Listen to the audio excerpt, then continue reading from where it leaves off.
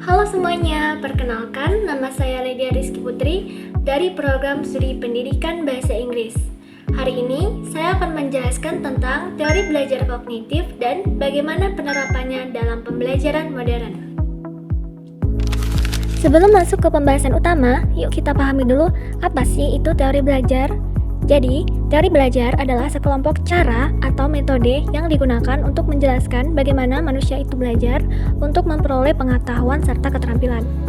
Nah, dengan memahami teori belajar ini, kita dapat mengembangkan strategi pembelajaran yang lebih baik, baik diri sendiri maupun orang lain. Oke, sekarang kita masuk ke pembahasan utama, yaitu teori belajar kognitif. Kognitif berasal dari kata cognition atau knowing yang artinya mengetahui. Secara sederhana, kognitif itu berhubungan dengan proses berpikir manusia seperti memahami, mengingat, memecahkan masalah, dan mengambil keputusan. Nah, jadi teori kognitif adalah teori belajar yang bertujuan untuk membangun struktur kognitif siswa serta memahami bagaimana individu memproses informasi, memahami, mengorganisasi, dan menyimpan informasi.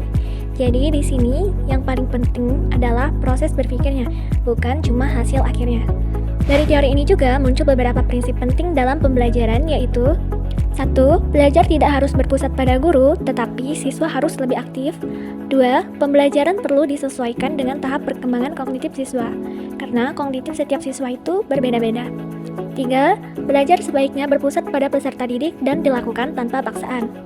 Dan keempat, materi disusun dari yang sederhana ke yang kompleks, supaya nanti mudah dipahami oleh siswa. Sekarang, gimana sih penerapan teori ini di era modern atau yang sering kita sebut pembelajaran abad ke-21? Nah, dalam teori belajar kognitif, setiap siswa itu sudah dianggap punya pengetahuan awal yang berbeda-beda. Jadi, siswa itu bukan lagi seperti kertas kosong yang tinggal diisi, tapi mereka sudah membawa pengalaman dan pemahaman sebelumnya ke dalam proses belajar. Contohnya, dalam pembelajaran di kelas, guru bisa menampilkan video interaktif tentang suatu topik, misalnya tentang tantangan belajar. Setelah itu, siswa diminta menganalisis isi video tersebut dan menyimpulkannya dengan kata-kata mereka sendiri.